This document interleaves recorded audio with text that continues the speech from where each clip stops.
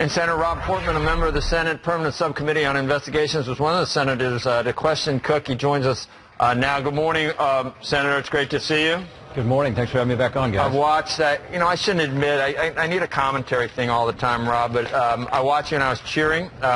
Your questions, a lot of times, the public, the only people they see initially are people like Carl Levin and others talking, and then finally the actual CEO gets up and the officers get up in front of them and answer the actual questions, and it's like night and day. It's like, and the one thing that I think might have happened yesterday, it was really useful in highlighting something needs to be done so that our economy it can grow to the extent that it is able to, and it has to be done in this setting.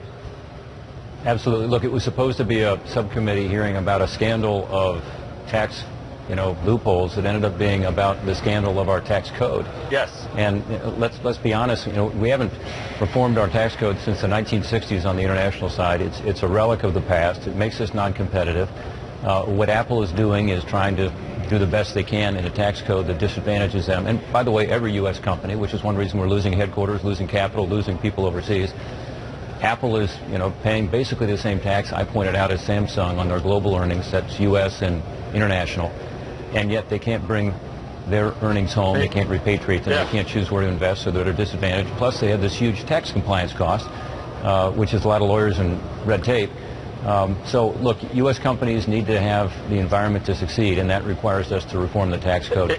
And there's a consensus about that, it seems to me. So we got to do it. And the other good thing, Rob, is this isn't an evil company. You know the ones I'm talking about, ExxonMobil, companies that basically are evil, General Electric, the ones that do. This is a company that the liberals love because of innovation. They've all got iPhones and iPads. So right from there, they get the benefit of the doubt, and you can see that the corporations are trying to hire people in this country that will end up paying taxes and reducing the deficit, and they're not able to because of the tax code.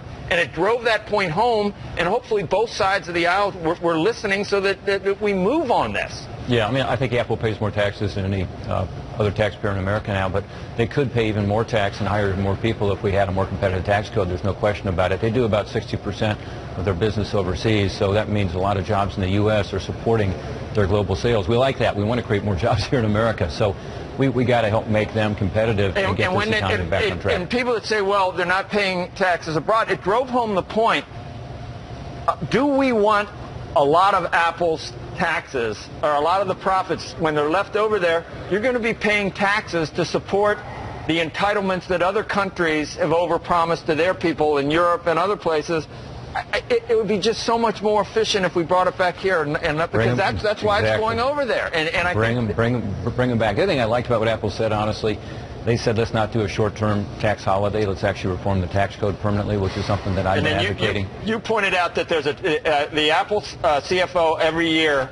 It's 2 feet high, the tax return that he sent, and he's got, how many people do they employ just in their tax department? What's that expense? And how many outside law firms do they employ as well? Yeah, he said they have a few dozen people and then more around the world, and they employ a lot of law firms. And my point was, I'd like you guys to hire more innovators to stay on the cutting edge rather than hiring more tax lawyers. So, look, this is an opportunity for us. If you listen to what the chairman of the Finance Committee and the Ways and Means Committee and the President have said, it's pretty much the same thing, which is we ought to, on a revenue-neutral basis, reform the code by lowering the rate, by getting rid of some of the preferences to do that, and then also by reforming the international code so that we're competitive globally. And right now, our other competitors have all switched to this system called territorial system, where they don't pay taxes in the United States, for instance, for earnings overseas. Andrew has a good point here, and that is that if you went to somewhere like 20 or 25, sounds like people would bring back the money, but they'd go to where they can get 15. Is that, you want to ask me? Well, no, I think one of the issues, and I agree. I know you like a book. No,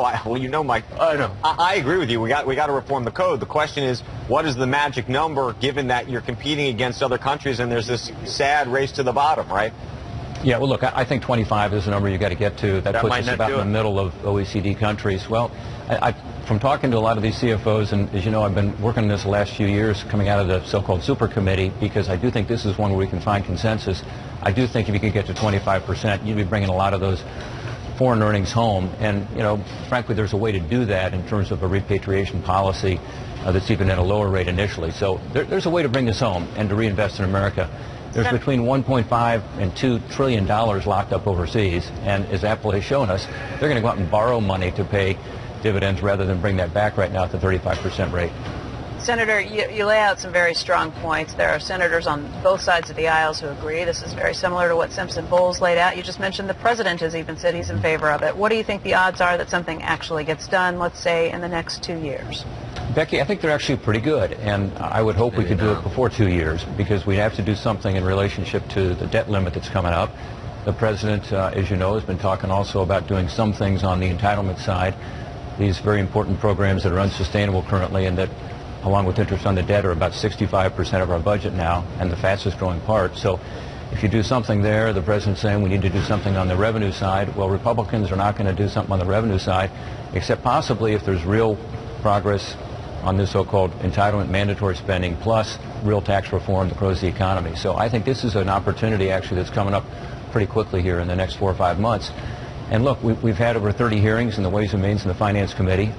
We know what to do. In my view, we have a pretty good consensus about it. For the first time really since the 1985-86 period when we did this last time. And I think the chances are pretty good, maybe not 50-50, but pretty good that we'll do it this year. It also made clear to a lot of people, when you say, well, U.S. companies don't pay 35, it's a much lower rate. It drove home the point that the reason it's lower is because they don't even attempt to bring it back here.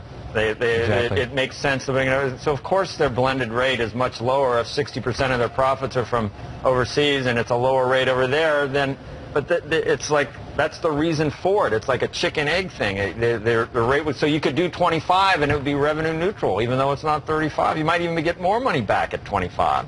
Yeah. Our effective tax rate is still above the average of, again, our global competitors. Even with that. Even with that. And if you're a domestic company, you don't have the international side of it. You just got the 35% rate. Right. So and then add in the state tax, too. It's 40%. So, Rob, Cincinnati, I grew up there. It's one of the most conservative places around. The IRS is in, they're doing that in Cincinnati. What's the world coming to? Well, it's pretty sad. We've got some good things going on in Cincinnati. The Reds have run 1-9 in the last 11. And beating the Mets, too, is fun. Is always fun. But kind of mean, just to, the Yankees is better. The Mets are kind of defenseless a lot of times, aren't they? They were last night. Your Red Legs could actually sweep tonight, so that's good. But the bad news is, isn't it? I think it's at 1 this afternoon, I saw. Okay. Senator, what are we going to learn in this IRS thing? How high does it go? We don't know yet, and that's why we have to continue this investigation. Don't plead the fifth, yesterday. Yeah. Well, that's another thing that's concerning is one of the witnesses that would know these things has now decided she's going to plead the fifth, which is not good news for the administration. We had a few hours yesterday in the Finance Committee. I got the chance to ask a few questions, and frankly, we didn't get the answers that we need. So what the Inspector General did was an audit, not an investigation, meaning it wasn't a deep dive. Meaning, for instance, he didn't talk to anybody at the Treasury Department or at the White House to find out the answer to Andrew's question. So we just don't know. We did learn yesterday that, in fact, the IRS knew about what was going on and yet didn't inform the members of Congress and the American people who were asking the questions. And this is what frustrated me, is that we found out that they actually, particularly the acting administrator, Mr. Miller, knew what was going on. And we asked very specific questions that explicitly asked about whether there was targeting, and they were getting back to us and saying, hey, everything's fine. So it could have been stopped sooner. More importantly, the American people could have known about it. This happened to have been during a presidential election, 2012, so you wonder why they were pushing this beyond the election. But it's really sad. Well, and it's both about what happened, which of course is outrageous to target people based on their political views, but also it's about, this politics issue. It's this pattern, very troubling, of putting politics ahead of the public interest that we've seen now in a number of these so-called scandals. I'm glad you weren't the Veep pick, because you didn't have to get, and yet you're the kind of, maybe you're the new Republican, marriage equality. You're doing the, we need you, or else this party's gonna go down the tubes. Anyway, I'm in trouble, Joe. I just got to come back and guest host so I can. I know I'm partial to you because we're from the same thing. We like the Reds, but. Good luck, Rob, and I appreciate it. Love hearing you on yesterday. Thanks. Good to see you. Bye, Joe.